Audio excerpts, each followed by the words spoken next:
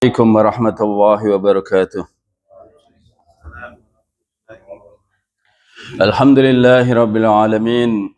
الحمد لله الذي هدانا لهذا وما كنا لنهتدي لولا أن هدانا الله. الحمد لله على نعمة الإيمان والإسلام. الحمد لله على نعمة الهداية.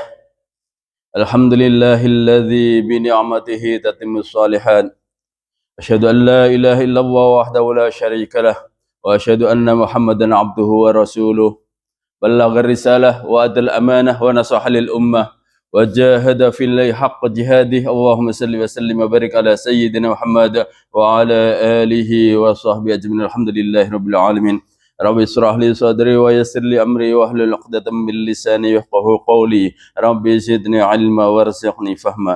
اللهم لا سهل إلا ما جعلته سهلا وأنت تجعل الحزن إذا شئت سهلا. اللهم اجعلنا حجا مبرورا. اللهم اجعلنا حجا مبرورا.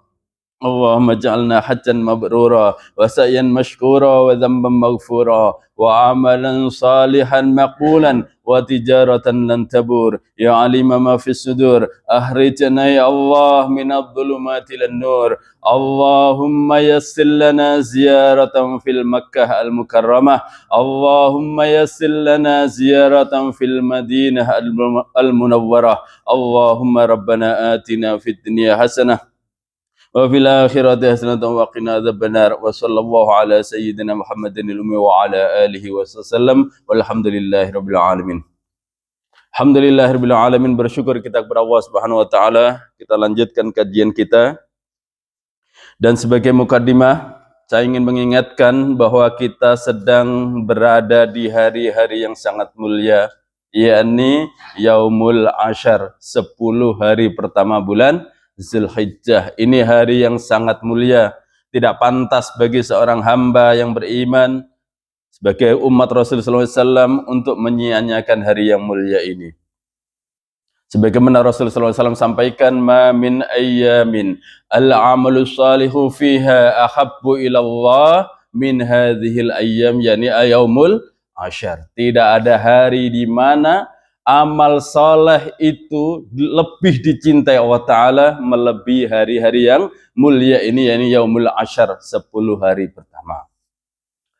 Rasul menyebutkan al-amalus saleh. Al-amalus saleh berarti terbagi menjadi dua, yakni amal yang bersifat umum, semua amal kesolehan, ya, yang berlaku di sepanjang waktu. Berarti termasuk diantaranya kita maksimalkan kita untuk senantiasa tilawatul Quran. Meskipun di hari lain kita tetap tilawah, tapi di hari-hari yang mulia ini kita tingkatkan lagi. Kemudian bersungguh-sungguh untuk menjaga sholat fardhahnya berjamaah. Meskipun sholat jamaah tetap kita tunaikan insyaallah biiznillah, ya, untuk istiqamah jamaah, tapi di 10 hari ini kita ikhtiarkan jangan sampai ada yang terlambat, jangan sampai ada yang ketinggalan, ya. Termasuk demikian sedekah. Di hari biasa pun kita bersedekah insyaallah biiznillah, tapi dengan 10 hari ini kita tingkatkan, kita komitmenkan untuk tidak terlewat, ya. Itu amal-amal bersifat umum. Ada yang amal-amal bersifat khusus yang memang Rasul menyebutnya berkaitan dengan Yaumul Ashar ini.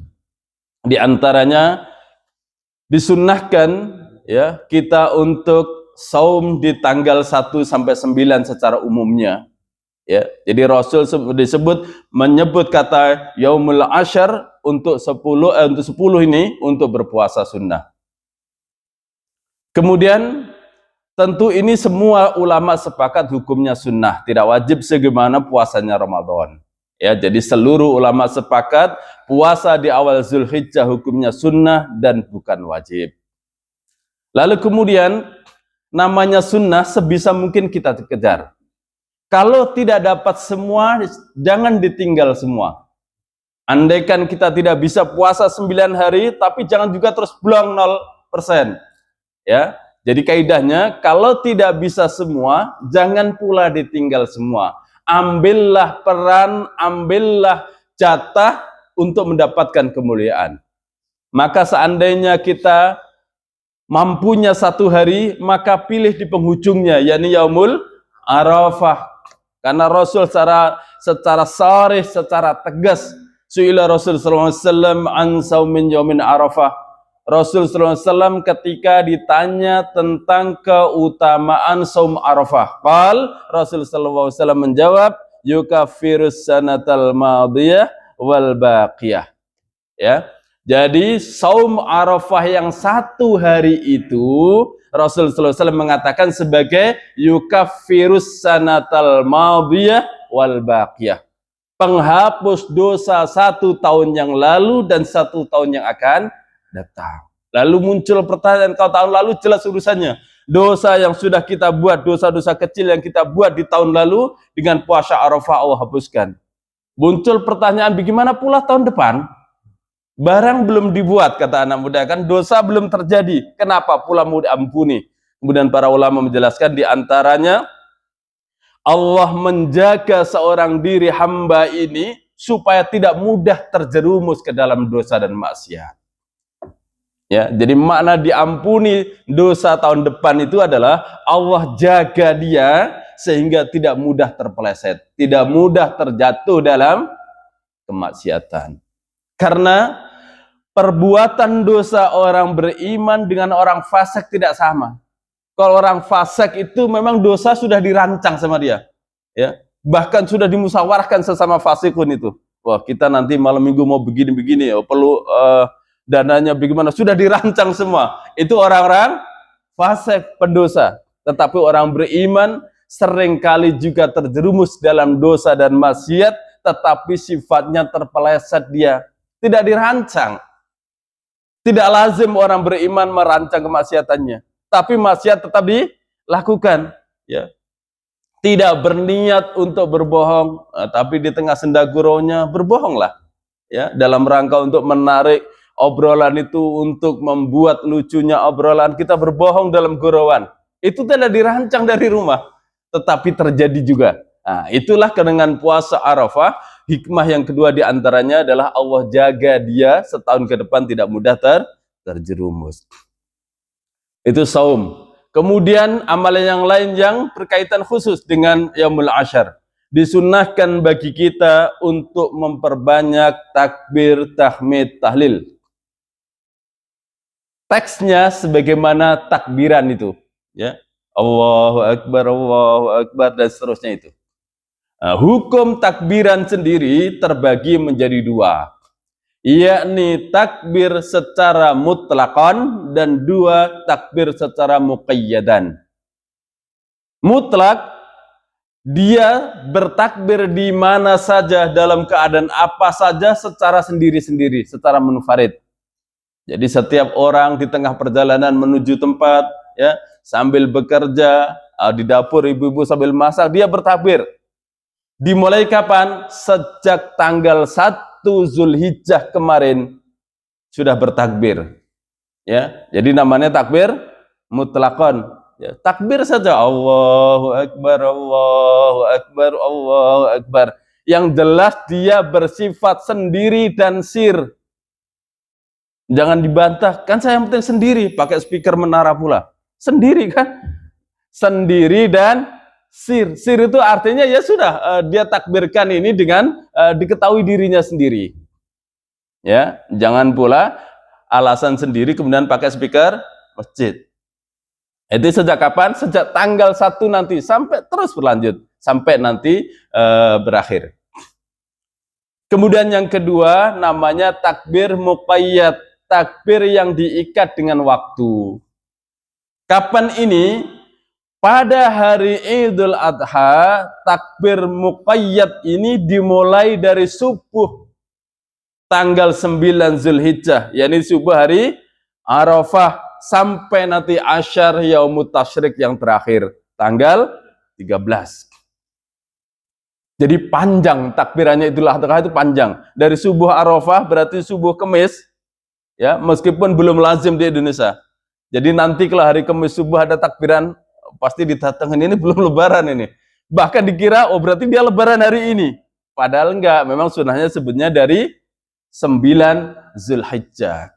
Ya, tapi karena kita belum semua paham, jangan pula nanti subuh hari Kamis sudah pakai speaker masjid, ya. Dikira kita ikut lebaran Kamis, padahal enggak ada yang lebaran Kamis. Ya. Kemudian berakhir sampai kapan? Sampai tanggal 13, hari ketiga tasyrik asar. Nah, ini muqayyad ini dilakukan khususnya ba'dal maktubah. Jadi setelah selesai salat fardu, bertakbirlah. Dan ini secara jahar didengarkan oleh orang. Ya, secara jahar. Nah, maka takbir Idul Adha panjang dia. Dan banyak di antara kesalahpahaman takbir muqayyad di Idul Fitri. Idul Fitri kapan takbir muqayyadnya? Dia sebetulnya dimulai maghrib tanggal 1 Syawal sampai khutbah Id. Karena kemarin saya dengar duhur masih takbiran itu masjid, asar masih pakai mic. Lah, sudah habis waktunya.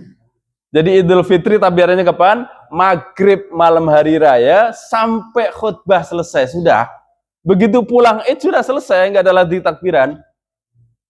Ya, jangan duhur masih takbiran, asar masih takbiran lagi, habis waktunya ya, sudah habis waktunya.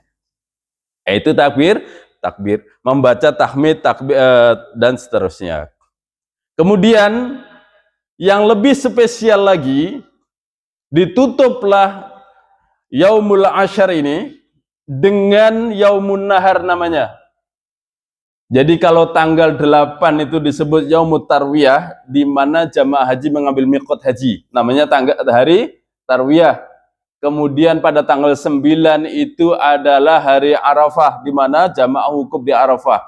Tanggal 10 disebut Yaumun Nahar. Maka pada tanggal Yaumun Nahar, bagi jamaah yang tidak sedang berhaji, maka amal terbaiknya adalah dengan menumpahkan darah hewan kurban. Jadi kalau ditanya amal apa terbaik di Yaumun Nahar, menumpahkan darah hewan kurban. Hatta lebih baik dari infak yang seharga dengan hewan. Contoh, anggap saja hewan itu gampangnya domba yang bagus 3 juta. Dengan infak 3 juta di Yaumun Nahar, maka beli kambing 3 juta lebih utama daripada infak 3 juta. Ini disepakati oleh para ulama. Ya, mayoritas mengatakan bahwa mereka memilih menumpahkan darah itulah amalan terbaik di Yaumun Nahar. Semoga Allah mudahkan kita untuk menunaikan itu semua, termasuk menutup Yaumul Ashar dengan menumpahkan darah hewan kurban. Dan sebaik-baik penumpahan darah adalah dilakukan oleh pemilik hewan. Makanya setiap kita belajar, yang muda-muda tuh yang tangannya kokoh, apalagi sudah ngegim, kuat tangannya katanya, sembelih sendiri. Ya, masa kalah sama sapi? Kan ngegim lebih kuat tangannya kan? Baik, itu yang pertama. Yang kedua, pertanyaan yang muncul. Qadarullah ma fa'al. Tahun ini Idul Adha jatuh pada hari Jumat. Lalu bagaimana hukumnya sholat Jumat? Ulama terbagi menjadi 2 pendapat. Ya. Mazhab Imam Ahmad bin Hambal, mazhab Hanabilah, mengatakan bahwa apabila hari Id jatuh hari Jumat, maka hukum sholat Jumat tidak lagi wajib. Ini saya jelaskan karena banyak beredar video seperti orang menghakimi, ini siapa lagi ini? Oh, Wahabi nih kayaknya ini. Enggak, kita yang enggak paham ilmunya, ya.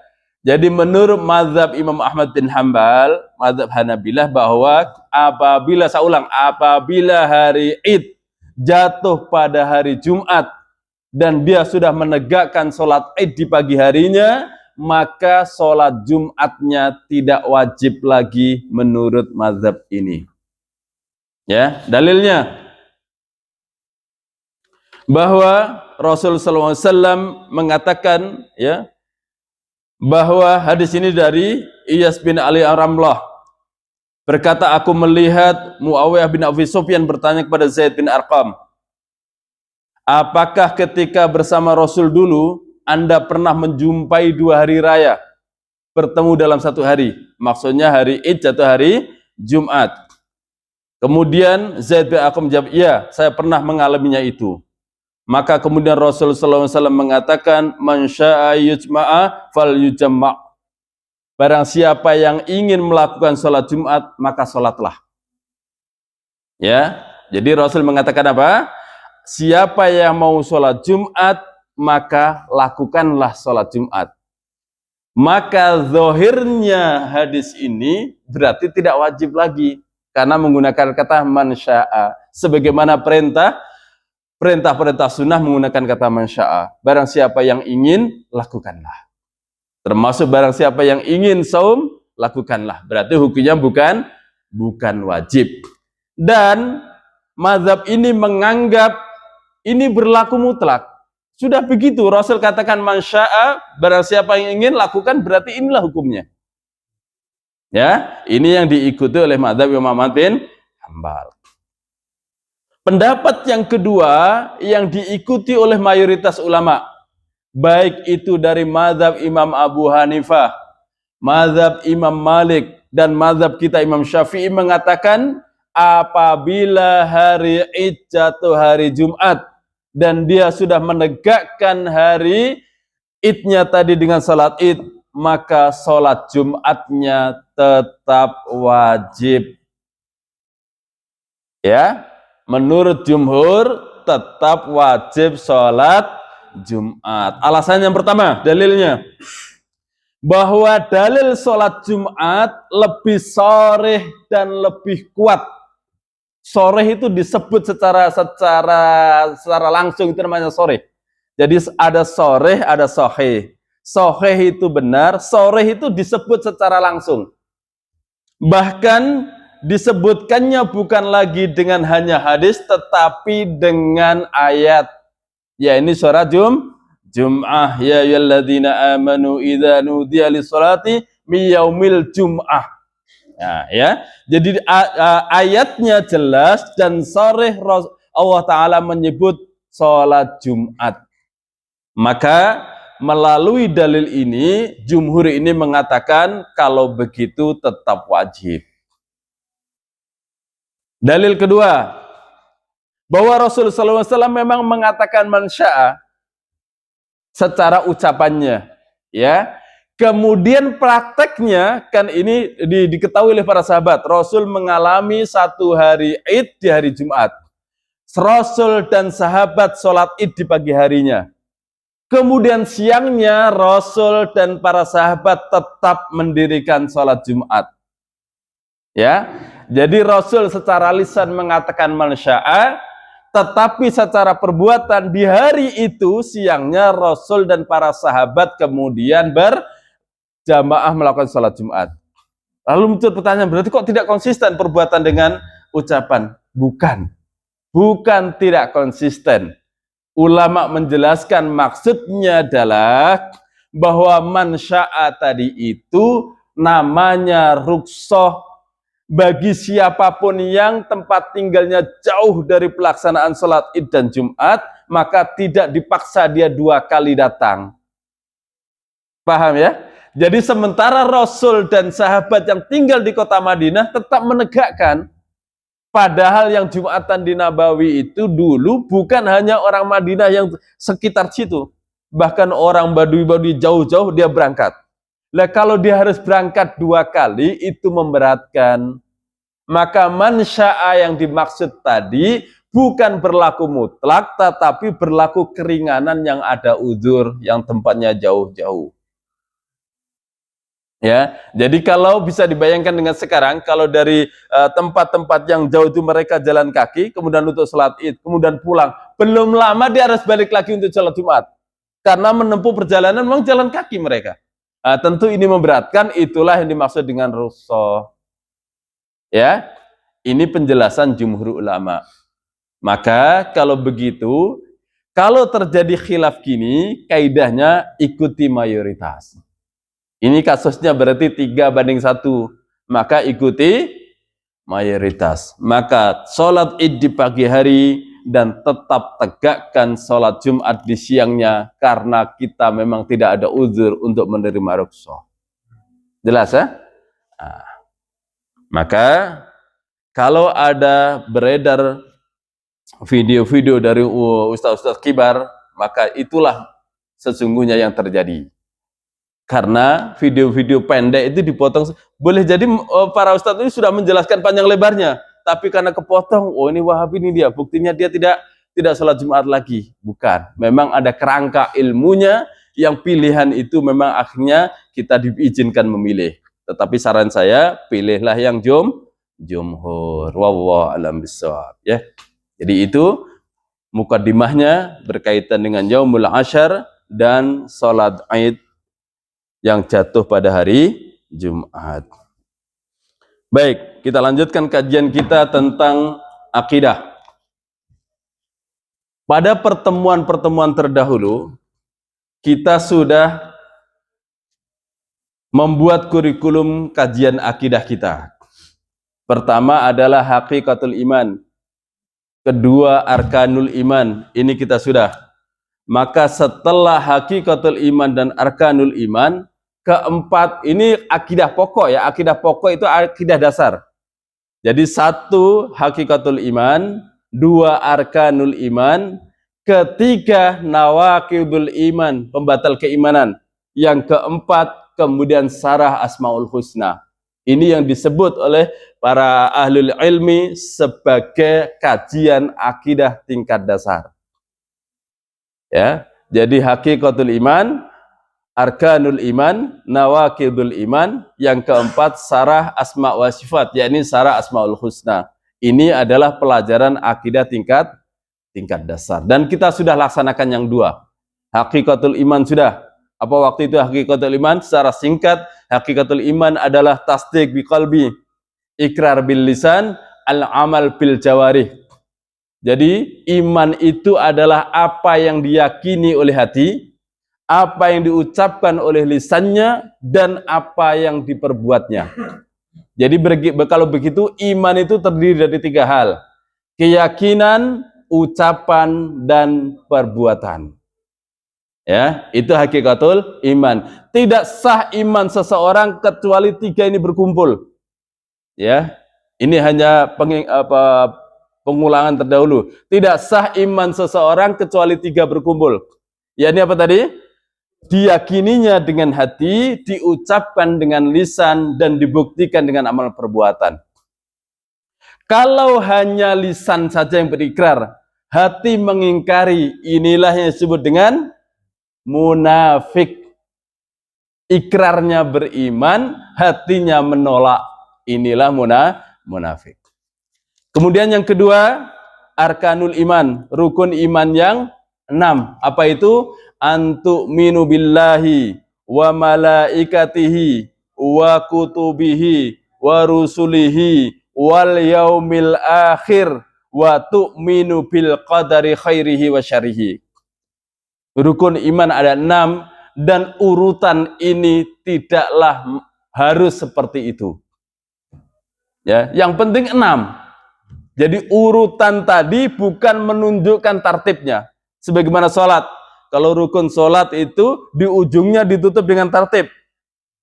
Kalau tidak berurutan, maka sholatnya tidak sah. Tapi iman tidak. Ya, asal ada ini 6 tidak tertib, maka dia itulah yang disebut dengan keimanan. Ini pun kita sudah bahas. Keimanan rukun yang 6 tadi tentu kita sudah bahas, alhamdulillah qadarullah, secara rinci sudah. Ya, iman kepada Allah rinciannya, iman kepada malaikat rinciannya, dan seterusnya. Mana kemudian yang ketiga, sekarang kita akan bahas tentang nawaqidul iman, yakni pembatal keimanan. Nawaqidul iman pada dasarnya terbagi menjadi dua pokok. Yang pertama yakni mata yasiru kafiran mu'minan. Kapan seorang kafir itu dinyatakan telah beriman. Maknanya ini apa nih? Cara memasuki Islam. Ya, mata yasiru kafiran mu'minan. Ada yang pokok yang kedua, mata yasiru mu'minan kafiron. Kapan seorang yang telah mukmin tadi kemudian dia menjadi kafir. Inilah yang disebut dengan pembatal keimanan yang sering kita sebut dengan murtad. Baik. Pada pasal pertama, yakni kapan seorang kafir itu kemudian menjadi masuk muslim. Tadi di awal kita jelaskan bahwa iman itu terdiri dari 3, yakni keyakinan, ucapan, dan perbuatan. Ya. Kemudian rukun iman pun kita sudah bahas baik secara global maupun secara rinci. Maka untuk masuk menjadi Islam, jadi apabila ada seorang kafir kemudian ingin masuk ke dalam Islam, maka cukup dia dengan meyakini yang global. Karena yang rinci ini harus dipelajari, butuh waktu panjang. Ya. Jadi bagi orang di luar Islam, apabila ingin masuk Islam, maka cukup dia beriman secara global. Itulah iman secara global yang akhirnya kita dapati dengan sebuah atau 2 buah kalimat yang kita dengar, kalimat syahadatain. Jadi apabila ada seorang dari luar Islam ingin masuk Islam, dia cukup diminta untuk berikrar dengan 2 kalimat syahadat. Ini merupakan salah satu bentuk Maha Rahman Rahimnya Allah. Dia tidak diminta terlebih dahulu untuk mempelajari yang rinci. Mempelajari rinci, rukun iman ada 6, rinciannya bagaimana, itu nanti setelah berada di dalam. Untuk masuknya cukup dengan ikrar 2 kalimat syahadat. Ya. Kemudian kalau kita perhatikan ya, secara sirah pun demikiannya dilakukan oleh para sahabat. Jadi seluruh sahabat itu dulu aslinya dari orang-orang di luar Islam. Kemudian mereka berikrar di hadapan Rasul, kemudian sejak saat itu kemudian menjadi muslim. Dan ingat, ikrar itu baik secara sharih lengkap 2 kalimat syahadat atau kalimat yang semakna. Jadi ikrar syahadat itu tidak mesti harus komplit. Boleh dengan kalimat yang semakna. Dalilnya mana? Di antaranya dari Abu Daud maupun An-Nasai, bahwa Nabi SAW bertanya kepada seorang budak, ya, siapa Rabbmu? Siapa Tuhanmu? Budak ini menjawab apa? Allah. Kemudian Rasul bertanya lagi, siapa aku? Sahabat ini mengatakan, engkau adalah Rasulullah. Rasul katakan, dia mukminah. Padahal dia tidak mengatakan asyhadu an la ilaha illallah. Tidak. Jadi Rasul mengatakan, siapa Rabbmu? Dia mengatakan, Rabbku adalah Allah. Siapa aku ini? Engkau adalah Rasulullah. Sejak saat itu Rasul katakan dia adalah mukminah. Ini yang dimaksud ikrar yang semakna. Meskipun mayoritas riwayat yang kita terima, sahabat itu berikrarnya asyhadu an la ilaha illallah wa asyhadu anna Muhammad Rasulullah. Ya. Jadi itu cara memasuki Islam sesederhana itu. Lalu bagaimana kaidahnya? Kalau ada orang yang ingin berikrar, maka ini yang sering kali dilupakan oleh kaum muslimin. Apabila ada orang di luar Islam ingin berikrar, maka segera tunaikan. Ya, jangan didahului dengan hal-hal yang lain-lain. Ya, dan misalkan ada orang luar datang bertamu ingin berikrar, karena kita orang timur, disuguhin dulu, makan dulu, kita makan dulu, minum dulu. Kalau umurnya sampai selesai sampai makan, kalau enggak bisa mati dalam kekafiran. Maka sebaiknya langsung diikrarkan syahadat. Setelah itu langsung inilah. Baru setelah itu boleh kalau disuruh mandi dulu, kemudian diajari sholat, makan dulu. Ya. Katanya harus mandi dulu, enggak. Ikrarkan dulu yang penting. Ya, jadi begitu ada yang ingin ikrar, langsung ikrarkan. Kalau gitu langsung kamu mandi, jatuh pula di kamar mandi. Enggak selamat pula. Dia berarti meninggal dalam kekafiran, dan itu salah siapa? Salah pembimbingnya tadi itu. Kenapa disuruh mandi dulu? Mestinya langsung diikrarkan dulu, baru setelah itu diajarkan. Habis itu mandi. Kalau laki-laki misalnya belum khitan, diagendakan untuk khitan, diajari ini itu dan sebagainya. Tapi ikrarnya tidak boleh ditunda dengan alasan apapun. Ya, karena begitulah riwayatnya. Riwayat-riwayat sirah yang sampai kepada kita begitu. Rasul tidak menyuruh, kalau gitu mandi dulu kamu sana. Enggak. Langsung diikrarkan, menyatakan muni, setelah itu baru ritual yang lain. Jelas ya? Jadi kalau ada itu, apalagi jangan, tunggu dulu pengurus, bikin berita acara dulu, kelamaan. Itu nanti nyusul semua. Yang penting ikrar dulu. Ya, bahkan tidak perlu juga nunggu imam masjid, ketua, enggak perlu. Ikrarkan dulu, nanti kalau mau diulang enggak apa-apa. Ya, jadi prinsipnya kalau ada yang ingin berikrar, segera tanpa ada penundaan dengan alasan apapun. Ya, jelas ya? Itulah cara memasuki Islam sesederhana itu. Dimudahkan oleh Allah Ta'ala, tentu dengan sifat kasih sayang Allah Ta'ala. Kemudian poin yang kedua, ini yang menjadi pembahasan kita. Mata yasiru mu'minan kafiron. Kapan orang beriman itu dinyatakan telah hilang imannya? Ini yang dimaknai dengan nawaqidul iman. Ketika kita belajar wudhu, kita pun belajar arkanul wudhu, rukun-rukun wudhu, kemudian belajar sunnah-sunnah wudhu dan sebagainya. Terakhir kita belajar nawaqidul wudhu, hal-hal yang membatalkan wudhu.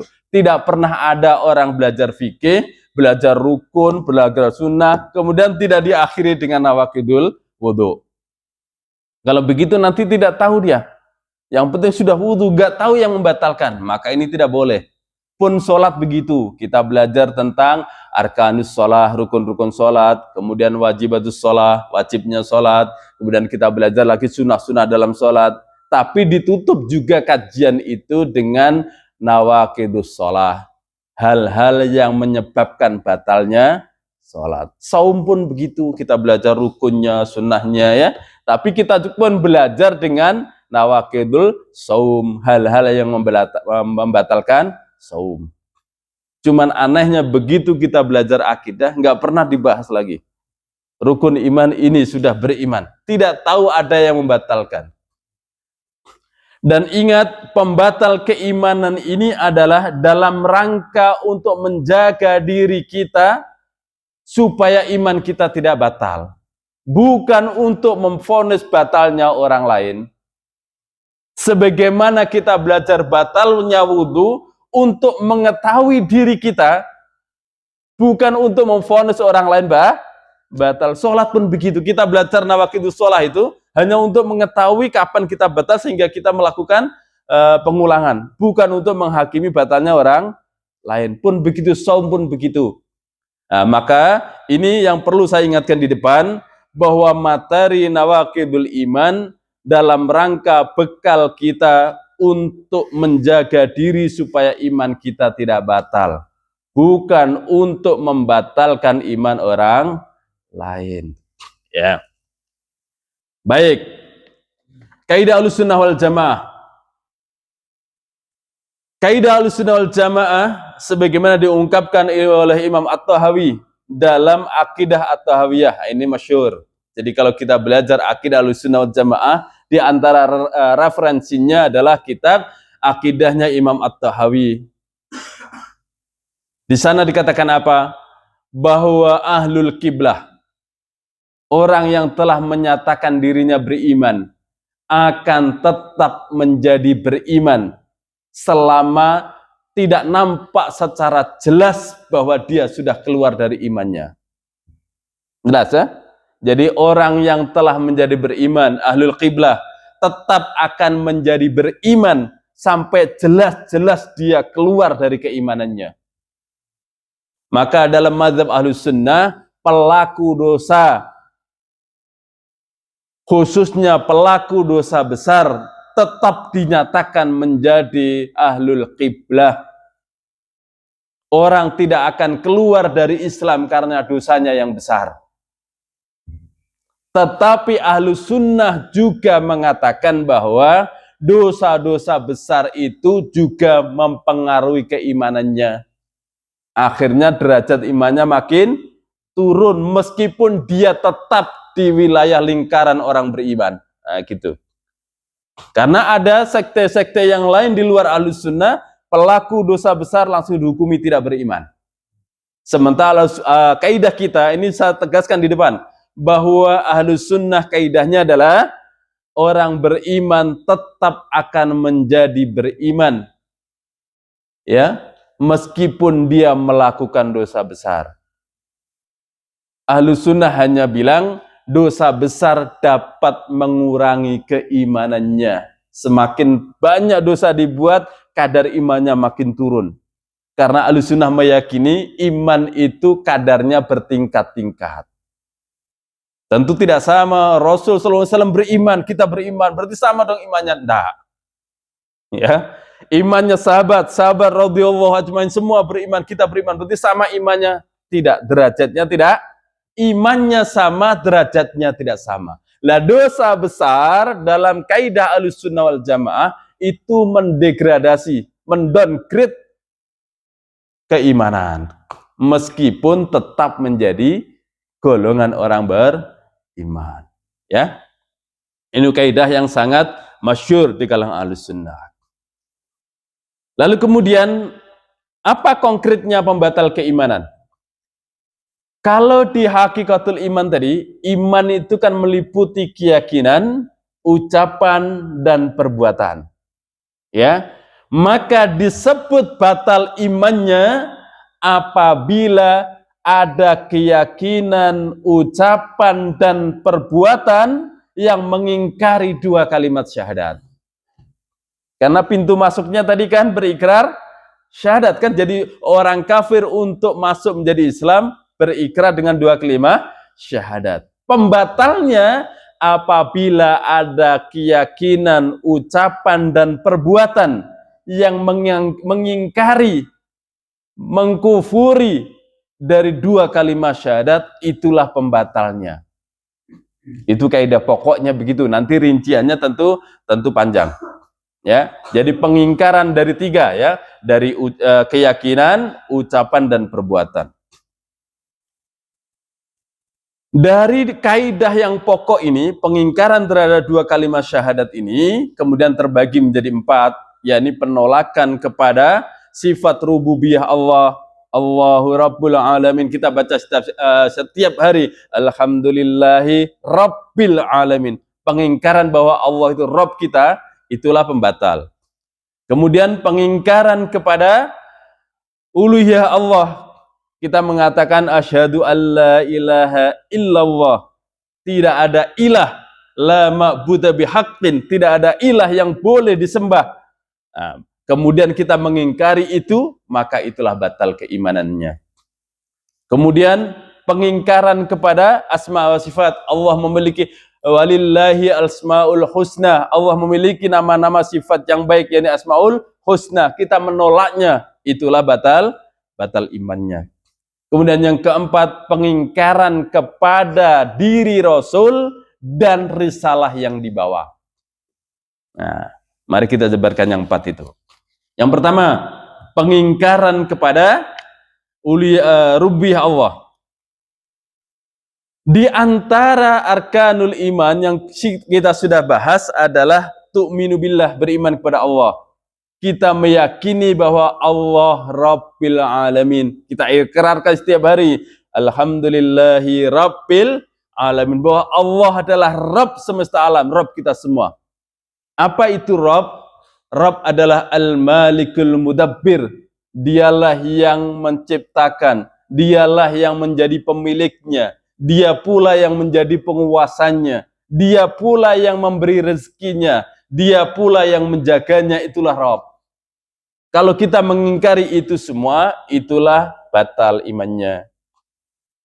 Ya, karena itulah kenapa diikrarkan setiap kita sholat. Alhamdulillahirabbil alamin. Berarti 17 kali diikrarkan sholat fardu. Tambah sholat sunnah kurang lebih bisa sampai 30-40 kali kita berikrar bahwa benar-benar Allah adalah Rabb semesta alam. Artinya Allah lah menciptakan seluruh alam. Karena Allah penciptanya berarti mutlak menjadi pemiliknya. Pencipta itu otomatis menjadi makanya di dunia modern sekarang kan ada hak cipta. Itu siapa yang memiliki? Penciptanya. Jadi sesuatu misalkan menemukan software, dialah pemiliknya, dipatenkan namanya hak cipta. Ini alam itu pun begitu.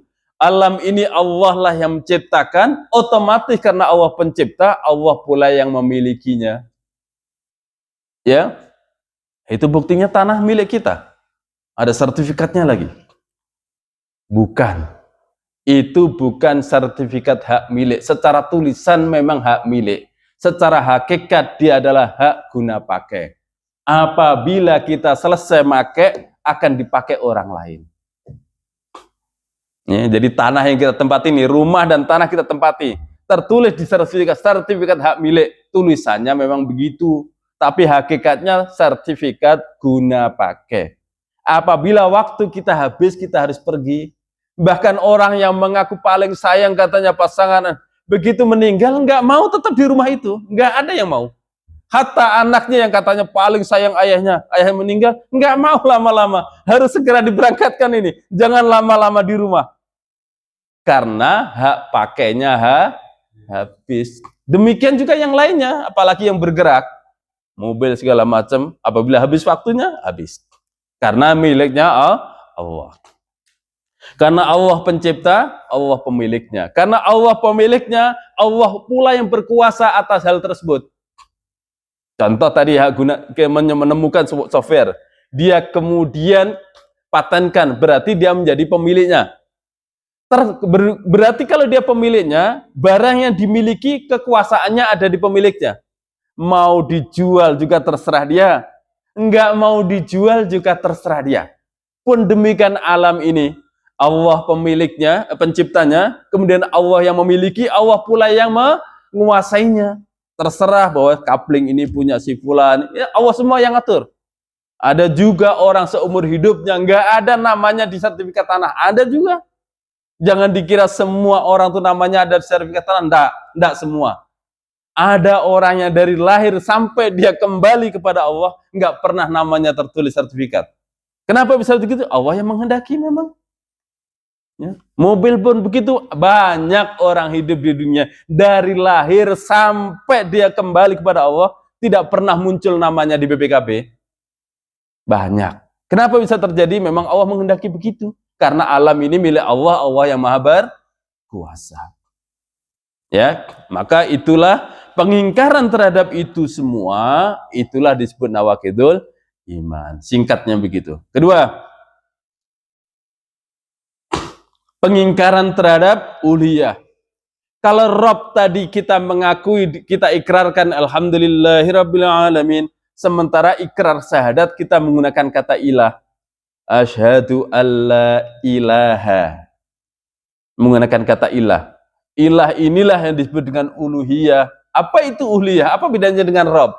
Rabb itu kita meyakini Allah menciptakan, menguasai, memiliki, mengatur, memberi semua. Sementara ilah ini adalah hak Allah untuk diibadahi secara tunggal. Hanya Allah yang memiliki hak untuk disembah. Ini namanya ilah. Beda dengan Rabb. Meskipun dalam terjemah kita ilah juga Tuhan, Rabb juga Tuhan. Tetapi maknanya bukan begitu sebetulnya. Rabb itu berarti tadi menciptakan, memiliki, menguasai, mengatur. Sementara ilah itu adalah yang disembah, yang diibadahi, yang dia berdoa kepadanya, dia bertawakal kepadanya, itulah ilah. Maka sesungguhnya yang sering terjadi pengingkaran bukan di rububiyahnya Allah, tetapi di uluhiyahnya. Apa contoh yang paling gampang? Dia tahu ya bahwa hanya kepada Allah kita diizinkan berdoa. Berdoa pula kepada selain Allah. Ya, apa yang paling masyhur, yang paling gampang dijelaskan ini? Di antara yang paling gampang kesalahan bab ini adalah kesalahan bab ziarah kubur.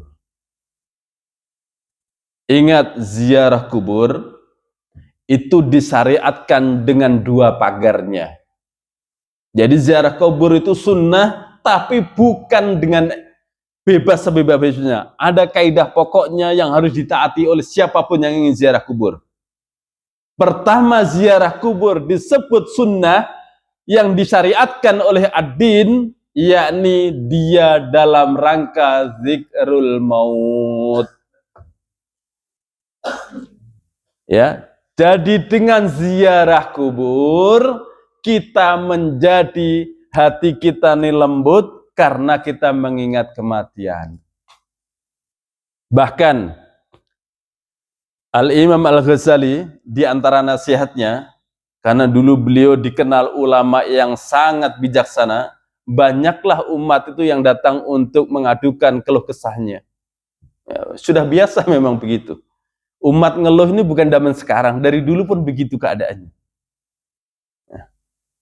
Maka di antara umat yang suka ngeluh-ngeluh itu, beliau katakan, kamu kalau suka banyak ngeluh, datanglah ke ziarah kubur. Datanglah ke pemakaman kaum muslimin.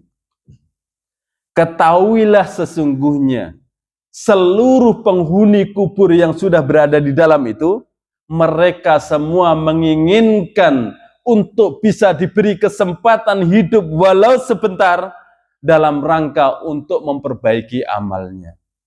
Sementara engkau masih berada di atas tanah, lalu apa yang engkau keluhkan? Paham ini? Jadi kalau orang merasa sudah paling miskin di dunia, kata Meki Z, sudah paling susah, datanglah ke pemakaman. Di makam itu, di bawah tanah itu, semua mereka menginginkan bisa hidup walau sebentar supaya bisa memperbaiki amalnya. Sementara kita masih berada di atas, berarti apa maknanya? Kita memiliki sesuatu yang diminta oleh seluruh ahli kubur. Yakni apa yang kita punya? Hidup. Ya, jadi ziarah kubur satu dalam rangka zikrul maut.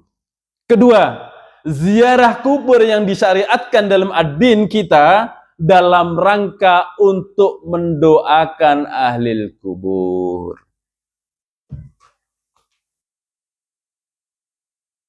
Di luar itu tidak boleh terjadi. Jadi kalau kita pastikan, apabila kita ziarah kubur, pastikan dua ini pegangannya. Satu dalam rangka kita zikrul maut, kedua dalam rangka mendoakan ahli kubur. Tidak ada lagi kepentingan lain. Saya kalau berdoa di atas makam wali itu, khusyuk kita. Mana ada lagi begitu?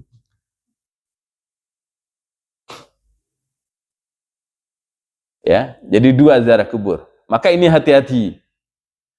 Banyaknya pemahaman keyakinan bahwa saya tidak menyembah kubur. Saya cuma merasa lebih khusyuk kalau doa di depan makam wali. Kenapa tidak mengikuti sabda Rasulullah SAW? Rasulullah SAW mengatakan apa? Fa'aksirut du'a fis sujud. Alasannya apa? Karena sujud adalah keadaan seorang hamba paling dekat dengan Robnya. Kenapa kita tidak menggunakan panduan ini? Bahwa seorang hamba apabila sujud, itulah keadaan terdekat dia dengan Robnya. Rasul katakan fa'aksirut du'a, perbanyak doa. Ada panduan yang jelas. Kenapa kita berdalih alas-alasannya khusyuk lah yang apalah. Ikuti saja ini ketentuan Rasul. Ingin doa lebih khusyuk, doa pada waktu sujud. Yang dimaksud tentu sujud saat sholat sunnah. Kalau sholat wajib jangan. Nanti ketinggalan terus sama imam. Pun kalau jadi imam, kalau jadi imam nanti saya kepake nanti. Lama-lama kita sujud, ditinggal pulang sama jemaahnya. Ya, jadi ziarah kubur hanya ada dua saja. Satu zikrul maut, dua dalam rangka mendoakan ahli kubur. Ya, maka pengingkaran terhadap uluhiyah ini yang menjadi urusan yang sangat membahayakan iman. Di antaranya lagi tawakal. Tawakal ini seringkali dirusak kalau di negeri kita ini dengan sesuatu yang bersifat mitos. Ya, contoh kalau di Jawa sana, walau kalau di sini ya. Di sana itu di Jawa itu kalau misalkan kita lagi sedang duduk gini, tiba-tiba dia ada cicak jatuh, tak menimpa kita. Maka mitosnya adalah akan tertimpa sial kita ini. Itu namanya ini yang harus diberantas dengan akidah. Bahwa tidak ada mudarat kecuali apa yang Allah takdirkan. Kalau kita menggunakan akal sebetulnya, tidak perlu dibantah jatuhnya cicak ini, tidak perlu dibantah dengan dalil nakli. Cukup akal waras bisa bantah. Bagaimana bantahannya? Yang jelas sial cicaknya jatuh, bukan kita yang tertimpa. Jelas ini. Boleh kan dia memang cicak itu kan dia bergini ya. Boleh jadi karena dia entah slip ininya kakinya apa sehingga jatuh, dan dia kadang jatuh sampai terkapar. Kalau kena lantai yang keras, pak, itu dia memang benar-benar pingsan dia. Siapa yang sial? Memang dianya cicaknya. Kenapa pula kita? Jelas. Nah, ini mitos. Maka dibantah dengan akidah. Tidak ada manfaat, tidak ada mudarat kecuali apa yang Allah tetapkan. Bahkan andaikan seluruh jin dan manusia bersatu untuk memberi kita sesuatu, tidak akan terjadi kecuali Allah izinkan. Ya. Maka ini harus bulat ini. Sebagaimana apabila kita sakit, tidak ada siapapun yang mampu menyembuhkan sakit kita kecuali Allah. Cuman perintahnya Allah supaya sembuh, kamu berikhtiar dan berdoalah. Ya. Tapi tetap ikhtiar tadi bukan yang menyembuhkan. Tetap menyembuhkan adalah Allah. Perintah syariatnya adalah kita diminta berikhtiar dan berdoa. Rezeki pun begitu. Tidak akan sampai rezeki ke kita kecuali apa yang Allah tetapkan. Ikhtiarnya kita, syariatnya kita diperintahkan menjemput dengan ikhtiar dan menjemput dengan doa. Allah yang tetapkan. Ya. Jadi jangan gara-gara katanya begitu, pokoknya rezeki dari Allah. Kita tunggu aja, nanti siapa tahu datang. Tidak bakal datang. Karena perintah Allah diwajibkan ikhtiar dan diwajibkan berdoa. Meskipun Allah mampu memberi. Jadi Allah pun mampu menyehatkan orang sakit tanpa dia ikhtiar. Allah pun mampu memberi rezeki pada seseorang sebelum dia ikhtiar. Tetapi kalau begitu kapan amal kita? Jadi ingat, ikhtiar ini adalah amal kebaikan yang diganjar pahala. Ya. Jadi ingat, kita kerja dari pagi sore setiap hari. Bukan uang yang menjadi targetnya, itu amal rezeki Allah yang kasih. Jadi dicatatlah hari Senin kita beribadah, bekerja, hari Selasa dicatat beribadah. Sebab apa? Kalaulah ibadah itu hanya sholat, 10 menit kali 5 cuma 50 menit. Sementara hidup kita 24 jam, 50 menit itu nggak sampai 1 jam. Nah, 23 jam kemana? Nah, kerja termasuk ibadah yang paling lama. Ya, bisa sampai 8-9 jam. Mana kita bisa tahan ibadah sepanjang itu? Enggak. Nah, ya tentu dengan niat yang benar, cara yang benar, kerja kita menjadi ibadah. Itu poin kedua. Poin ketiga, pengingkaran terhadap asma wa sifat. Pengingkaran asmaul husna. Allah jelaskan, walillahil asmaul husna. Allah memiliki asmaul husna. Maka inilah nanti kajian berikutnya, insya Allah kita akan mensarah asmaul husna itu secara rinci. Karena kalau kita ingin masuk Islam secara global, tapi begitu sudah di dalam, belajarlah secara rinciannya. Nah, kita sudah masuk dari bayi, masa ya mau global terus? Ya, kita mau rincikan itu keimanan kita supaya makin kokoh. Maka asmaul husna tidak boleh diingkari walau satu. Jadi di dalam nas kita yang sahih dan sharih tersebutlah asmaul husna itu 99. Meskipun sifat Allah di luar itu pasti ada yang tidak diketahui jumlahnya. Tetapi yang 99 yang Allah ajarkan, yang Rasul ajarkan, tidak boleh kita bantah walaupun hanya satu saja. Contoh, ini ada kisah riwayat ini. Jadi sedang di Masjidil Haram, seseorang lagi sujud. Kemudian ada orang Badui lewat dan menginjak kepala yang sujud ini. Nah, yang sujud ini langsung marah. Kamu pasti dilaknat oleh Allah. Tidak akan engkau mendapat ampunan Allah karena engkau sudah menginjak kepala sedang sujud. Maka berarti apa maknanya? Secara sepintas yang sujud ini benar.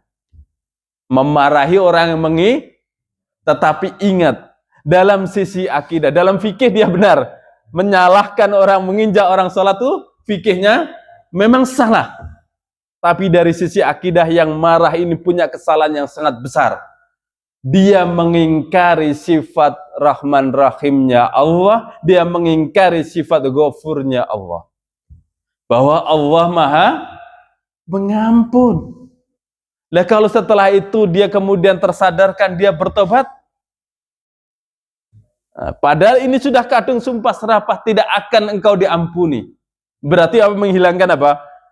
Menghilangkan sifat Ghafurnya Allah. Ini kesalahan yang tidak boleh terjadi.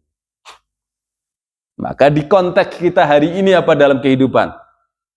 Apabila kita mendapati ada seorang, hatta saudara kita ya, kita lihat perilakunya, ya sholat nggak mau, puasa nggak mau, pokoknya senakal badung abis. Kemudian kita vonis, memang alunar dia itu. Nah, ini seolah-olah secara fikih kayaknya benar.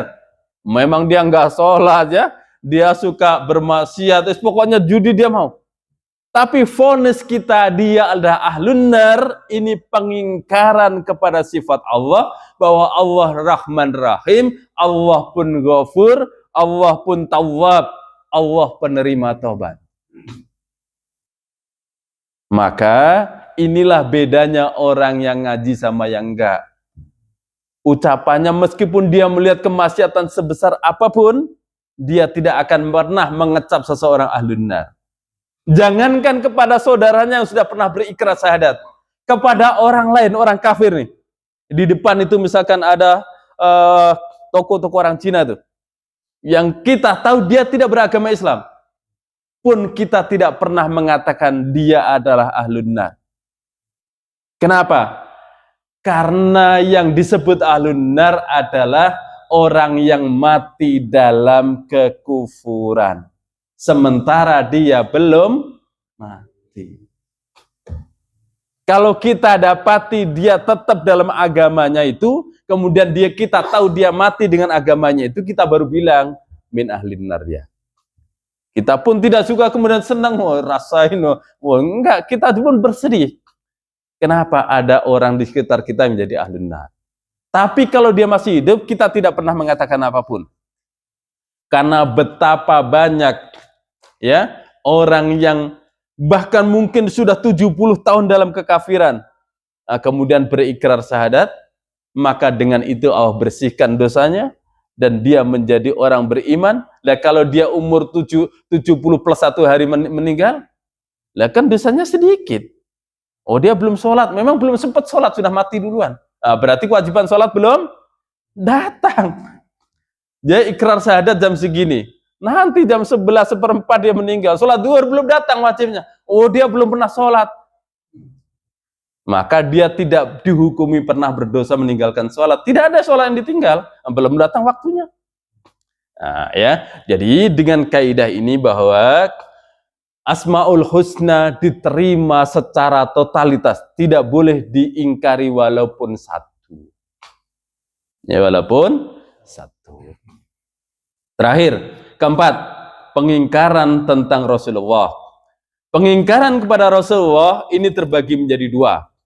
Mengingkari diri Rasul, kedua mengingkari risalah yang dibawa. Jadi kalau ada orang yang menghina kepribadian Rasul, selesai dia imannya.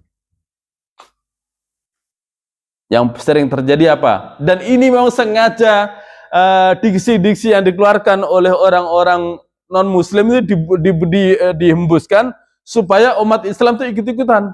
Contohnya, mania wanita. Kenapa Rasul istrinya 9? Oh, dibuatlah diksi. Padahal dia tidak tahu di masa sebelum itu, orang-orang Arab jahiliyah itu istrinya bukan hanya 9, puluhan. Ya, menghina, mencemooh pribadi Rasul, selesai imannya. Ya. Kemudian yang kedua, mencemooh atau mengingkari apa yang dibawa. Berarti apa nih? Risalahnya. Nah, sekarang lagi musim haji nih. Di antara diksi yang dikeluarkan oleh orang non-Islam itu apa? Umat Islam itu katanya agama tauhid, nyembah kepada Allah pula katanya. Tapi apa coba lihat sekarang, lagi ngumpul mengitari batu hitam dia. Sujud sujud di hadapan batu hitam dia. Jadi Ka'bah itu kalau dibuka ininya kan seperti batu hitam besar ya. Ternyata dia juga tidak jauh beda dengan orang jahiliyah dulu. Cuman ini patungnya berbentuk batu hitam besar katanya. Nah, pengingkaran itulah selesai imannya. Diksi ini memang dibuat begitu. Apabila di orang Islam kemudian tergiur untuk menerima, ya sudah. Ya, pengingkaran risalah. Termasuklah risalah-risalah yang bersifat detail. Apa contohnya? Ini harus saya sampaikan ini di antaranya. Di antara risalah yang ada dalam Al-Qur'an, bahwa seorang laki-laki dibolehkan menikah lebih dari satu. Maka dalam rangka menjaga imannya, kaum muslimat harus mengatakan apa? Bahwa saya ridho dengan aturan itu, tapi saya belum siap melakukan. Jelas? Jelas ya Bu? Saya ridho dengan aturan bahwa laki-laki boleh menikah dengan satu, tapi secara pribadi saya belum siap melaksanakan. Selamat imannya. Tapi kalau mengatakan, nggak benar nih Islam nih, masa diizinkan? Oh, kalau begitu kita kaum wanita harus membuat gerakan emansipasi. Kalau gitu sebaliknya harus boleh. Nah, muncullah gerakan poliandri. Maka pengingkaran ini bukan saja dosa besar, tapi selesai imannya. Ya Bu ya, saya kasih ilmunya ya, bahwa kaum muslimah harus ridho menerima bahwa laki-laki boleh menikah lebih dari satu. Tetapi secara pribadi ibu katakan saya belum siap melakukan. Selamat imannya. Bilang ke suami begitu Bu.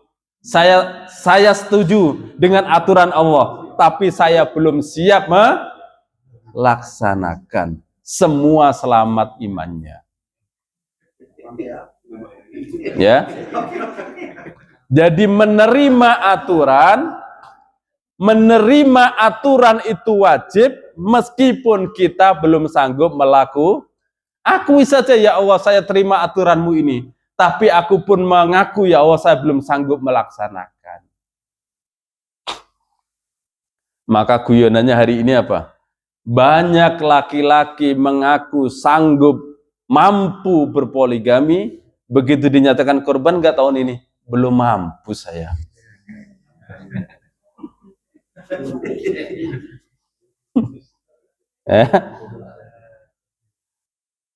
Kan ini sesuatu yang paradok ya. Paradok.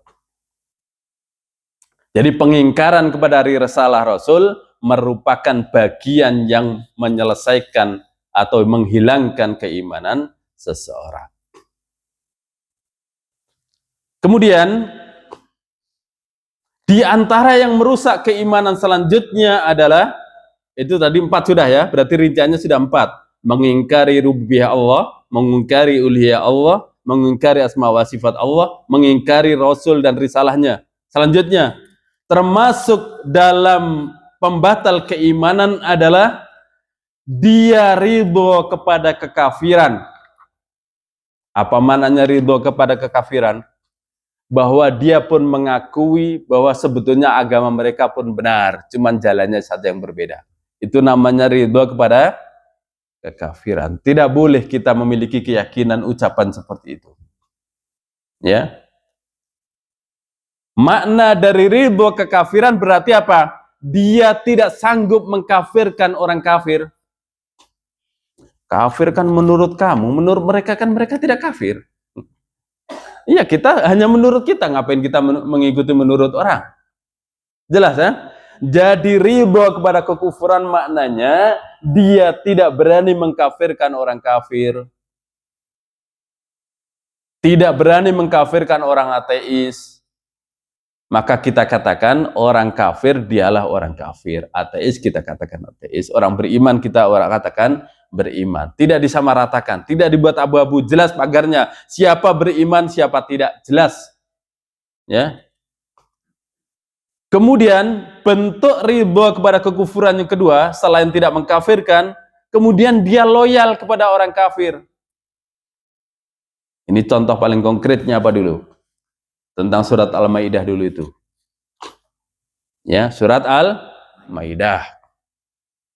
Ya ayyuhalladzina amanu la tattakhidhu yahuda wan nasara awliya'a ba'dhum awliya'a ba'd. Ramai berdebat dengan ayat ini. Sebagian orang bilang dilarang kita mengangkat orang Yahudi Nasrani menjadi pemimpin. Dibantah orang sebelahnya. Yang dimaksud aulia bukan pemimpin, tapi teman, katanya.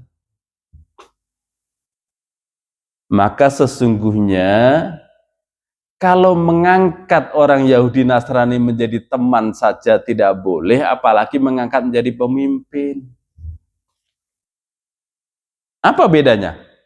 Kalau berteman, A sama B berteman, kedudukannya sejajar, merdeka dua-duanya. A tidak bisa memaksa B, B tidak bisa memaksa A. Ini namanya berteman. Tapi kalau B ingin ikut A secara sukarela, jadi. Atau sebaliknya. Tetapi kalau pemimpin posisinya, pemimpin sama yang dipimpin bukan sejajar, tapi atas bawah. Yang di atas berhak memaksa yang di bawah. Itulah kenapa kalau mau menjadikan mereka teman saja nggak boleh, apalagi menjadi. Padahal yang bantah itu dia sebetulnya ingin menguatkan pendapatnya, ternyata menjerumuskan. Ya. Bukan pemimpin, jadi maksud adalah teman. Lah iya, kamu ini paham kok nggak bahasa Indonesia? Kalau mengangkat sebagai teman saja nggak boleh, apalagi ngangkat jadi pemimpin. Pemimpin itu boleh maksa. Mau bukti? Kalau saya pemimpin, tidak boleh ada lagi penyembelihan hewan korban di tempat-tempat umum. Harus ikut saya pemimpinnya. Itulah makna pemimpin bisa maksa ke yang dipimpin. Tapi kalau teman kan sejajar. Kamu harus begini, enggak saya enggak mau. Sudah pisah. Mau sejajar. Jelas ya? Nah, itulah yang dimaksud dengan ridho kepada kekufuran. Dia berdalih dengan ayat, tetapi ternyata ayat yang dimaksud bukan seperti yang dimau sama dia. Terakhir, saya ingatkan kembali bahwa pelajaran ini dalam rangka untuk menjadi rambu-rambu bagi kita, untuk menyelamatkan iman kita dan keluarga, bukan untuk menghakimi keimanan seseorang. Jadi tidak dibenarkan kita mengkafirkan orang Islam dengan serampangan. Ya, jadi lagi-lagi ini dalam rangka untuk kita dan keluarga kita. Ya, kalau untuk orang lain kita saling menasihati, tapi begitu nanti kembali kepada Allah, kita urusan masing-masing. Jadi kita hidup ini, berdampingan ini, hanya saling menasihati saja. Urusannya nanti kita masing-masing. Menghadap Allah sendiri-sendiri, sebagaimana kita dulu lahir sendiri-sendiri. Ada dulu yang di sini lahir barengan? Sendiri-sendiri lahir. Kita kembali pun sendiri. Iman pun begitu. Kita punya iman, kita saling menasihati supaya iman tidak batal. Andaikan batal, resiko ditanggung masing-masing. Jadi tidak usah membatalkan orang, kita fokus kepada diri kita supaya kita tidak batal. Wallahu a'lam bishawab. Silakan tanyakan sebelum kita tutup. Ada dua pertanyaan. Yang pertama, Ustaz, apakah ada batasan dalam Islam orang yang pindah-pindah agama dari kafir ke Muslim? Bukan karena mempermainkan agama, tapi mungkin karena pernikahan. Apakah ada batasannya? Yang kedua, misalkan dia masih dalam keadaan kafir, kemudian memiliki anak seorang Muslim yang ingin menikah, dalam hal ini seorang wanita. Apakah dia bisa kemudian dia masuk Islam dulu agar bisa menjadi wali, kemudian dia kembali ke agamanya atau? Oke. Baik. Ada dua hal sisi yang kita harus pahami. Apabila kita menjadi pelaku, ikrar syahadat itu harus diikrarkan dengan lisan, diyakini dengan hati, dan nanti dibuktikan. Karena iman tadi tiga ya, menyangkut keyakinan, ucapan, dan perbuatan. Apabila kita menjadi pelakunya, pastikan tiga ini kita tunaikan. Ya. Tapi kalau ada orang lain yang berikrar, kita cukup diminta yang kelihatan zahirnya. Jadi tidak usah diplototin hatimu bagaimana. Nah, ya. Jadi ikrarnya tadi kalau kita pelakunya, tiga kita jaga semua. Tapi kalau orang lain yang pelakunya, hati kita tidak tahu, maka kita tidak diminta untuk mengetahui. Maka kalau ada orang berikrar syahadat, maka kewajiban kita menerima ikrar itu. Di hadapan dunia, dia sebagai orang Islam. Di hadapan keakhiratan, Allah yang Maha Tahu. Ya, karena memang ini menyangkut dua hukum. Kafir, iman dan kafir ini menyangkut dua hukum. Hukum dunia kita terima, termasuk penghulu, dia sudah bersyahadat, terus dia menjadi wali, penghulu harus terima itu. Bahwa dia sudah berislam dan dia boleh menjadi wali. Secara penghulu terima itu. Ya, tetapi keislaman dia di hadapan Allah, lihat dulu hatinya tadi, tiganya tadi itu. Dia kalau hanya ikrar, lisan hatinya menolak, itulah munafik di hadapan Allah, munafik. Tapi kita tidak boleh menunjuk kamu munafik, jangan-jangan. Lisanmu doang tadi yang bunyi, hatimu enggak boleh. Ya, jadi dua sisi. Kalau kita pelakunya sempurnakan dengan tiga, keyakinan, ikrar, amal. Tapi kalau kita sebagai saksi, cukup lisannya dia. Ya, cukup lisannya dia. Nah, kalau ada yang berpindah-pindah, lagi-lagi ini tadi, apakah ikrar pertama itu sah pun enggak? Secara zahir kita hukumi sah kalau lisannya berikrar. Tapi dia tidak akan sah ikrarnya di hadapan Allah kalau hatinya menolak. Contoh tadi, saya hanya ingin untuk nikah sebetulnya ini. Dalam hatinya bilang begitu. Tapi kalau dia bilang dari awal saya ikrar ini untuk nikah ya, saya sebenarnya menolak. Ya sudah kita tolak kesaksiannya. Tapi kan itu tidak mungkin diomongkan. Jadi saya sadar ini sebenarnya untuk nikah. Nah, dia ikrar syahadat. Syahadat yang awal saja itu sudah tidak sah sebetulnya. Dari pandangan Allah Ta'ala, hukum akhiratnya dia tidak beriman. Kalaupun dia dikeluar lagi, ya sebetulnya dia belum masuk. Jelas, dari di hadapan Allah Ta'ala, sebetulnya dari awal juga belum masuk. Dia keluar lagi, memang sudah di luar dari awalnya juga. Ya, nah, jadi begitu. Kalau kita yang menjadi saksi, zahirnya saja. Begitu dia ikrar, kita nyatakan kita terima keislaman. Hukum dunia menyatakan dia muslim. Ya. Nah, begitu dia keluar ya kita tahu keluar.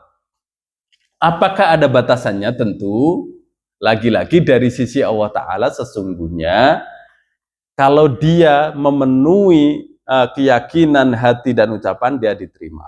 Kalau enggak tadi sebenarnya mau berulang 1 kali atau 50 kali tetap dia tidak pernah masuk sebetulnya kan. Meskipun akhirnya berulangnya ini membuat kita menjadi paham indikasinya dia tidak, tapi tidak boleh memastikan. Berarti selama ini syahadatmu palsu, nggak boleh pastikan itu. Tapi indikasi mengarah ke sana, kita tahu indikasi mengarah ke sana. Tapi tidak boleh memvonis. Jadi berulangnya tadi itu, kalau benar, maka kecil kemungkinan dia berulang. Jadi kalau Islamnya benar, ini pun kita lihat di dunia nyata ya. Kalau Islamnya benar, bahkan mereka istilahnya akhirnya banyak menjadi ustadz, itu memang benar. Tapi kalau yang nikah-nikah pun itu pun kita bisa lihat. Begitu cerai dia balik lagi. Sebetulnya di awal pun belum pernah masuk. Secara hukum dunia kan kita harus terima kan di awal. Dia mau menikah nih, mau dapat artis Islam, dia berikrar dulu. Begitu cerai dia balik lagi. Kita jadi paham berarti kemarin dia sebetulnya belum masuk. Cuman kita hukum dunia kita katakan kemarin dia masuk secara hukum dunia. Ya. Oh alam sah. Cukup ya, insyaallah. Yang wali tadi. Ya.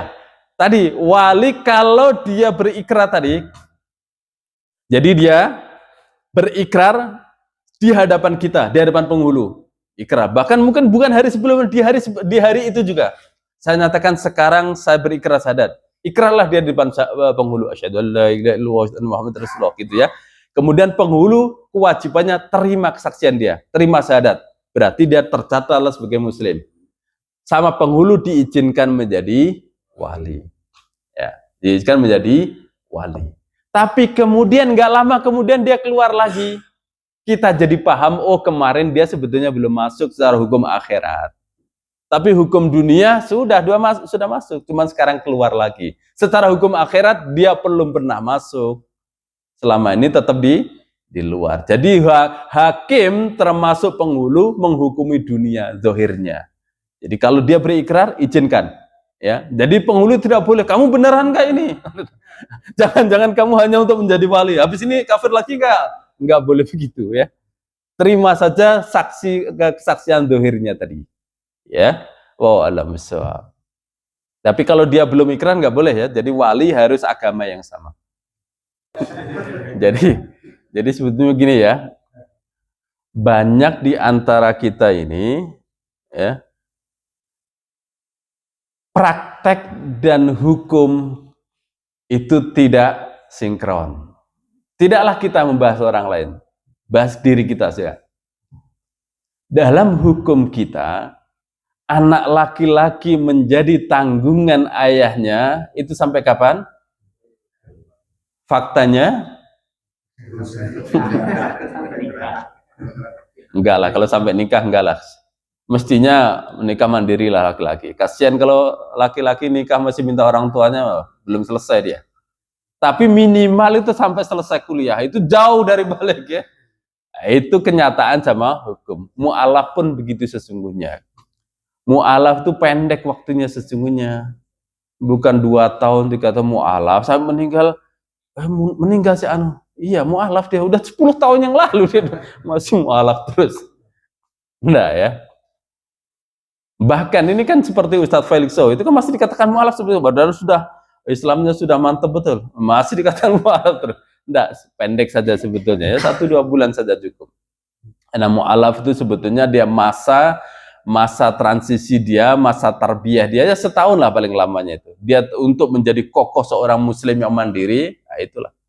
Ya, bukan sampai meninggal sudah begitu, pokoknya sudah begitu orang dari luar masuk Islam sampai meninggal disebut mu'alaf. Enggak, meskipun sesungguhnya ini tidak terlalu terkait dengan pelaksanaan hukum kita, karena memang kita jarang melakukan. Apa itu contohnya? Mu'alaf ini diantaranya kan berhak mendapatkan zakat mal ya. Tapi zakat mal di kita kan memang payah. Jadi zakatnya juga nggak ada, apa yang mau dikasihkan juga. Ya. Jadi tugas setiap kita, laki-laki ini memang kesalahan kita juga sebenarnya.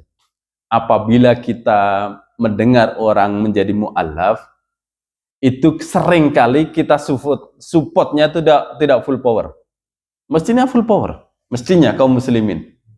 Bahkan banyak gara-gara dia diblokade oleh keluarganya, karena banyak juga orang-orang non muslim itu begitu menjadi mu'alaf, kemudian seluruh kehidupannya diblokade oleh keluarganya. Tetapi hal ini diperparah, kaum muslimin tidak mendukung dengan full power. Mestinya blokade dari keluarganya itu perannya digantikan oleh kaum muslimin. Nah, begitu mestinya. Ya, jadi kalau ada orang kafir mu'alaf, dia diblok dari keluarganya, tidak boleh mendapatkan akses fasilitas apapun, kaum muslimin mestinya tampil untuk menggantikan peran itu. Dan ini tidak akan terjadi kecuali kita memiliki baitul mal. Kalau mengarahkan individu-individu ya, apalagi bilang Wingkek riweh sorangan katanya. Repot kalau sudah ya, sendirinya juga riweh, bagaimana membantu orang? Maka Baitul Mal tampil ya. Karena apa? Begitu dia mu'alaf di blokade, anaknya tetap harus sekolah, anaknya yang kuliah tetap SPP harus bayar, kemudian keluarga tetap jalan, Baitul Mal tampil. Dari sisi mana anggarannya? Dari sisi zakatul mal. Dan zakatul mal ini pula yang tidak kita laksanakan. Zakatul mal itu kan kita seringkali ya sekedarnya lah kita kasih. Padahal enggak, zakatul mal itu seseorang boleh menerima dari seluruh kekurangan biaya hidupnya. Contoh, dalam sebulan dia punya biaya hidup 2 juta. Ternyata penghasilan dia di bawah 1 juta. Berarti kurang 1 juta lebih. Maka 1 juta lebih per bulan itulah yang di-cover oleh zakatul mal, yang oleh Baitul Mal. Mana ada begini ya. Karena kita nggak punya Baitul Mal. Andai kan punya, cover semua. Jadi seluruh kekurangan biaya pokoknya di-cover Baitul Mal. Oh, kita tentukan akan bilang, oh berarti besar banget. Besar banget apa? Itu menutup kebutuhan pokok, bukan butuh yang lain-lain. Nah, ini banyak hal yang dalam syariat kita belum melaksanakan. Maka, ya di antara kenapa kita harus banyak istighfar, memang begini nih. Semakin banyak kita belajar, semakin banyak kita tahu yang belum kita lakukan. Dengan itulah fungsinya kita banyak beristighfar. Kalau enggak kan seolah-olah ini kita enggak punya salah. Ya. Semakin nggak mau belajar, orang itu mendapati dirinya nggak punya kesalahan. Bahkan saya pernah dibeginikan sama orang. Memang salah saya apa selama ini sehingga Allah menguji saya dengan ini semua? Ya memang nggak ngaji. Begitu ngaji, paham dia kesalahannya begitu banyak. Jadi jangan pernah ada orang yang ngaji kemudian bilang, salah saya apa selama ini sehingga Allah menguji saya dengan sedemikian beratnya.